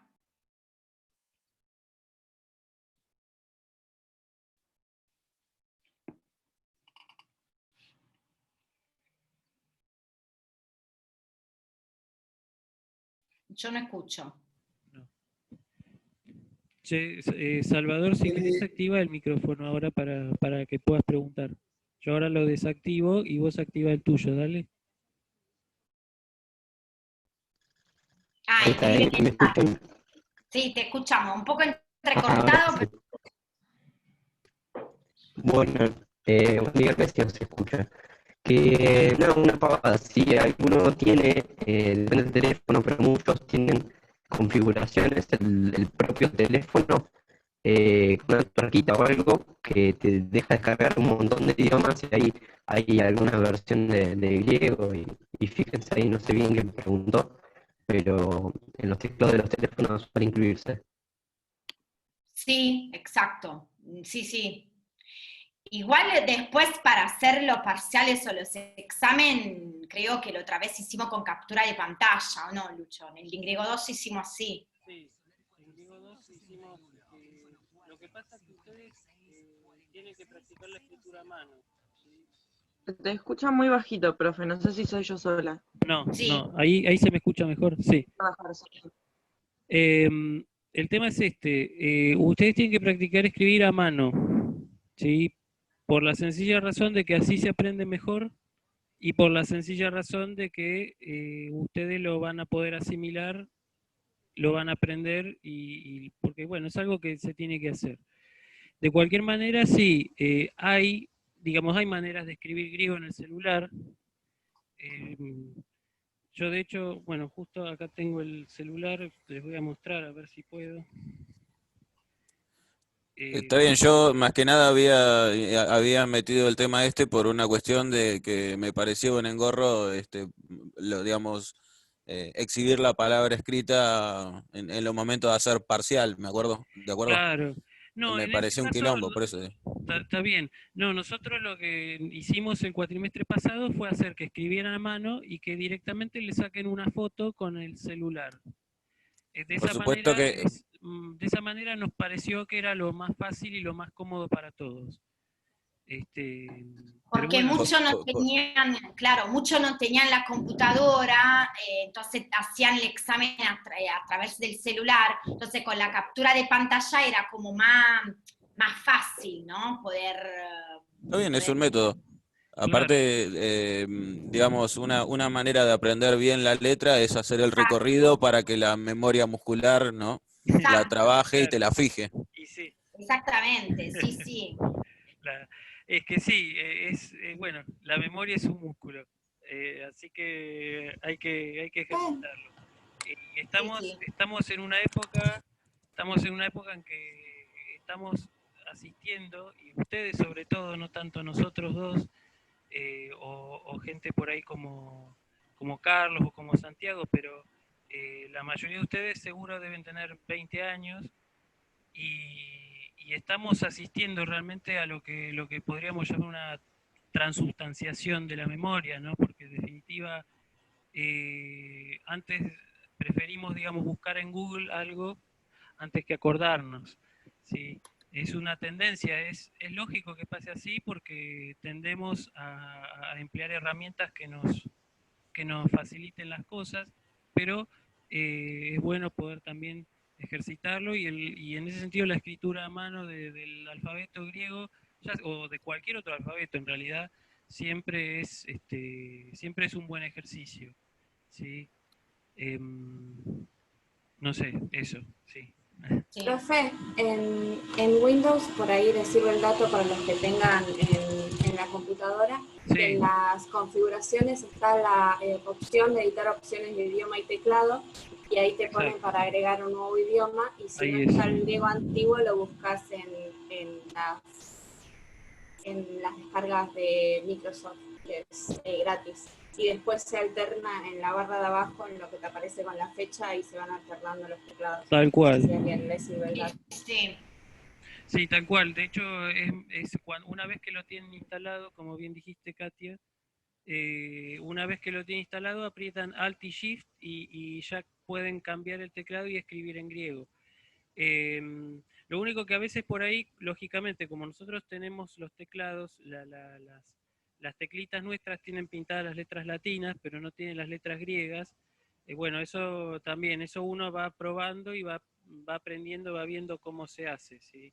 En ese sentido, la mayoría de las letras, los acentos y los espíritus están en la parte derecha del teclado junto al Enter, ¿sí? Después para escribir las iotas suscriptas y todo eso ya es otro... ahí ya tiene uno que usar el Alt-GR y esas cosas, pero sí, es dentro de todo bastante intuitivo. De cualquier manera podría yo subir, en todo caso, un tecladito como para que sepan cómo escribir. Me parece que está bueno también, al mismo tiempo que está bueno practicar la escritura a mano, está también bueno que aprovechen la herramienta informática, porque para eso está, ¿no? En definitiva. Si no, volvemos a 10 años atrás y listo, ¿no? Antes yo me acuerdo que era todo a mano, o sea, incluso me acuerdo que para escribir un trabajo en la computadora tenía que irme a un ciber. No sé si alguno de ustedes conoció lo que era un ciber. Era como cabinas telefónicas, pero de computadoras. Tenía un montón de pibitos jugando PlayStation al lado tuyo mientras estaban entregando un trabajo, tal cual. Claro, bueno, yo fui uno de esos, ¿no? Así que sí. Qué loco, parece mentira, ¿no? Pero hace 15 años nada más y parece ya hay tanta distancia entre el ciber y hoy como entre los griegos y nosotros. Es una cosa terrible, bueno. Y después buscar cuál tenía impresora, porque eso era todo un tema. Sí. Esto era lo peor, lo más complicado. Y los CDs, a veces El disquete. Los disquetes, muchachos, si alguno de ustedes sabe lo que es un disquete, bueno, nada, ya se va. Se borraban. Se borraban solos, en un disquete que había 1 mega, o sea, ni un archivo de Word y vale 1 mega, o sea, pesa 1 mega, o sea, es un delirio, pero bueno. Y curiosamente, es un datito muy interesante. Hay un CD, o sea, un compact disc, un CD que tiene toda la literatura griega que sobrevivió, o sea, toda la literatura griega, desde Homero hasta la caída del Imperio Romano de Oriente, toda esa literatura, toda la que sobrevivió, cabe en un miserable CD. O sea, fíjate vos el nivel de información con el que estamos manejando, con el que estamos manejándonos hoy. O sea, de hecho todo el vestigio de aquellas épocas quedó condensado en un CD o se puede resumir en un CD. Es terrible. Sí, así que bueno. ¿Qué más les iba a decir? Que antes de... Bueno, creo que... No sé si, Filo, vos tenés algo más para decir. No, nada. Creo que está muy bien. El lunes nos vemos con la clase práctica y... No, nada más. Bien. Perdón, interrumpo. Sí. En el chat preguntaron la modalidad de los parciales. No sé si lo vieron el mensaje. Sí, yo había contestado que el año pasado, en el cuatrimestre pasado, era tipo, para completar el parcial tenían 24 horas. O sea, lo subimos, ejemplo, un miércoles a las 18 y los chicos tenían hasta las 18 del jueves para entregarlo, más o menos. Fue algo así. Sí, acá Filo, sí. Filo igual les había contestado, ¿sí? Sí, yo había preparado 2 temas, ¿sí? Como si fuera un parcial regular, pero lo hice un poquito más largo y les daba 24 horas de plazo, ¿sí? Lógicamente la resolución de los parciales es individual, eso ténganlo en cuenta, ¿sí? Tengan en cuenta que es individual. el cuatrimestre pasado se había dado el caso de que hubieron dos chicas que lo habían hecho juntas. Digamos, yo en ese momento interpreté como que no, digamos, como que no estaba bien. Me di cuenta de que lo habían hecho juntas. A mí me pareció que que no habían cumplido con la consigna, y digamos, por esa cuestión técnica las terminé desaprobando. Pero aún así puedo entender que a veces uno, digamos, comunicándose con otro, pueda ayudarse un poco, porque es cierto que si bien en ese sentido, digamos, traten de ayudarse, pero siempre con honestidad, siempre con esa cosa honesta, porque yo me doy cuenta, o sea, no soy tonto, me doy cuenta de si ustedes hicieron el parcial con otro o no lo hicieron con otro. Me doy cuenta por los errores que pueden tener. Así que en ese sentido, tengan cuidado, o sea, traten de ser cuidadosos. No está mal que se ayuden un poco, pero siempre con moderación, no van a hacer todo el parcial igual, ¿sí? Yo admito que por ahí tengo que ser un poco más flexible con esas cosas, porque también entiendo que, digamos, puede haber una suerte de construcción colectiva, pero me interesa sobre todo que aprendan y que cada uno de ustedes aprenda, y que sobre todo que hagan las cosas bien, digamos, si van a tener, o sea, si sean ustedes, digamos, haciendo el parcial y no dependan de otros. No dependan de otros, porque a veces el otro puede estar tan equivocado como lo podría estar yo o cualquiera de ustedes. ¿Sí? Eso. Bueno, y una cosa más, y ya creo que los voy a ir dejando, que ya son 6 menos 10. A ver si hay en el chat algo más. No, bueno, nada por lo menos que podamos comentar por acá. Les quiero comentar que mañana es la primera clase de gramática española. ¿Sí? Mañana habíamos quedado a las 2 de la tarde. Yo ya les dejé el tutorial de morfosintaxis española, que es un apunte que elaboré yo hace un par de años con la profesora Lidia Gambón. Y bueno, nada, lo vamos a usar de guía, por supuesto. En la clase vamos a aprender conceptos gramaticales, sobre todo para los chicos de filosofía, está destinado principalmente a los chicos de filosofía, pero también, lógicamente, si hay alguien de letras que quiera reforzar estos conceptos, por supuesto que ese será bienvenido. Y incluso considero que la participación de cada uno de ellos puede ser muy valiosa, porque me puede ayudar a clarificar algunas cuestiones que tal vez yo no me dé cuenta.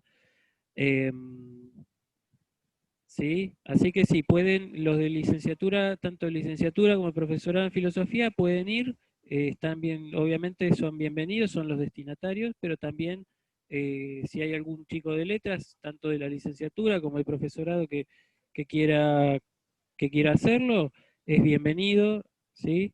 Así que bueno. ¿Cómo es, profe? Para Sí. ingresar, ¿es la misma dirección que acá para esta clase? Exactamente la misma, sí, sí. Toda la dirección 365 no sé qué, y la contraseña griego 1 uns. Bien, Mañana a las 2 de la ¿Qué hora es tarde. mañana? Mañana a las 2 de la tarde. Sí. Lo de lo práctico va a ser mi idea, así que el lunes se lo voy a dejar. Sí, la bien. contraseña siempre vamos a escribir griego 1 uns, así está colabada esta, pero después le mando la idea por el Moodle, ¿sí? Por el foro de avisos. Bien. Una Bueno, consulta sí. con respecto a lo práctico. ¿Hay alguna posibilidad de que envíen más de un trabajo práctico a la vez? No para hacerlo, sino porque yo, por ejemplo, no tengo impresora en mi casa, entonces mando todo de una siempre. Bueno, en ese caso, Filo me dejó el práctico 2, que todavía lo tengo que revisar. Voy a tratar de revisarlo hoy, y así ya Filo lo puede subir los dos, ¿sí? Nada, gracias. No, de nada. Sí, Claro, ahí- porque a veces, viste, depende también de lo que tratamos en la clase, ¿no? Porque a veces capaz que tratamos un tema o no llegamos a hacerlo, entonces siempre surge como una modificación. Lo que puedo hacer, si ustedes quieran, es dejarle el archivo en Word, para que quien quiera puede ir modificando directamente de la computadora, porque para mí igual, le puedo dejar el archivo en Word, el archivo en PDF. Esto es lo que podríamos hacer, por ejemplo. Claro, Sí, dale. sí, claro, por ahí estaría bueno dejarles el Word y el Sí. PDF, porque es verdad lo que vos decís, Filo, el Word lo que tiene es que vos podés editarlo, modificarlo. Exacto. Sí, sí, eso es verdad, está bueno eso. Sí. Así que bueno, creo que eso sería todo. No sé si les está gustando la materia, si les parece interesante, pero bueno, confío en que La sea. verdad que daba un poco de miedo, profe. Griego antiguo da al principio un poco de miedo y no hay un buen clima, parece que está lindo. Bueno, eso lo importante es que haya un buen clima, digamos. Después Exacto. el griego, mira, yo les voy a contar esto para cerrar. Yo cuando estuve en Grecia, nada, bueno, yo manejo el griego moderno un poco, al menos ahora me estoy medio olvidando un poquito, pero lo manejo. Y hablaba con los griegos, ¿viste? Y yo les decía que yo era profesor de griego antiguo y no sé qué, y los griegos me decían discoliglosa, me decían, o sea, lengua difícil. O sea, ya para los mismos griegos es difícil, ¿sí? Sobre todo la antigua, porque si vos le das hoy en día a un griego, por ejemplo, un texto de Platón, ¿sí? Puede entender algunas palabras, pero muchas construcciones no las va a entender porque es una lengua que está muy alejada. A veces vos agarrás, por ejemplo, nosotros mismos agarramos el Cid, el poema del mío Cid, y nos encontramos con que no entendemos muchas cosas. Bueno, con los griegos pasa lo mismo, ¿sí? Pero de cualquier manera, las letras son las mismas, la forma verbal es prácticamente idéntica, el vocabulario, si bien ha cambiado bastante, conserva muchos rasgos, sobre todo cuando vas a palabras compuestas, es decir, hay grandes similitudes entre lo que es el griego moderno y el antiguo, pero bueno, a ellos, digamos, sobre todo a los menos, tal vez a los más letrados les es más fácil y a los que están por ahí, los que recibieron solo la formación del secundario es más difícil. Pero bueno, sí, es una lengua difícil, ¿no? No lo vamos a andar negando, yo no les voy a decir una cosa por otra. Pero bueno, vamos a tratar de que sea, de ayudarlos en todo, o sea, tanto Filomena como yo tenemos gran vocación docente, así que en ese sentido, de más está decirles que vamos a hacer todo lo posible para que ustedes lo entiendan, lo aprendan y sobre todo que les interese, que vean, bueno, acá hay algo lindo para laburar, algo que por lo menos les suscite la curiosidad, ¿no? Que eso es importante. Darles las herramientas, digamos. Así que Mira, bueno. ¿Sí? en lo que a mí respecta, yo, cursando el cuatrimestre pasado Cultura Clásica, me enamoré de la musicalidad del idioma. Bueno, genial, sí. Me veo de frente a un quilombo para entender el idioma y de lo que voy a estudiar, o sea, lo veo recontra difícil, pero la forma en la que suena es una maravilla. Sí, yo coincido, y sobre todo si uno escucha la pronunciación de los griegos actuales, a mí por lo menos me suena mucho más bonita que la reconstruida. Si uno busca, digamos, por ejemplo, griego moderno, va a encontrar. Hay un canal de YouTube que es muy bueno, que se llama Juanjo Fantoso, es un español, y él da algún cursito de griego moderno, por ahí con cositas básicas, pero está muy bueno, muy didáctico y es divertido también. Juanjo Fantoso se llama, ¿no? Pero bueno, no es el único, si hay varios. Así que bueno. Acá dicen que Virginia y Magalí lo conocen. Sí, bueno, está buenísimo. Sí, se los recomiendo. Si quieren por ahí incursionar en griego moderno, ¿sí? Y bueno, espero que el griego antiguo, más que serles algo completamente ajeno al moderno, que les resulte más bien en todo caso un complemento o algo para que lo puedan asimilar de otra manera, ¿no? Así que bueno, chicos, los voy dejando porque ya son -5, no sé si tienen otra clase, así que bueno, los saludo y que, bueno, que tengan un lindo fin de semana, una buena semana, que se cuiden mucho, a Filo, a todos, a Katia, Belén, Florencia, Carlos, etcétera, etcétera. Así que bueno, nada, bueno, un saludo muy grande y que bueno, que les sea leve. Chau. Nos vemos. Nos Chao, vemos. chicos. Chao, Hasta la gracias, próxima. profe. Y saludos a Mauro, Gracias. de parte de Fraggy. Dale.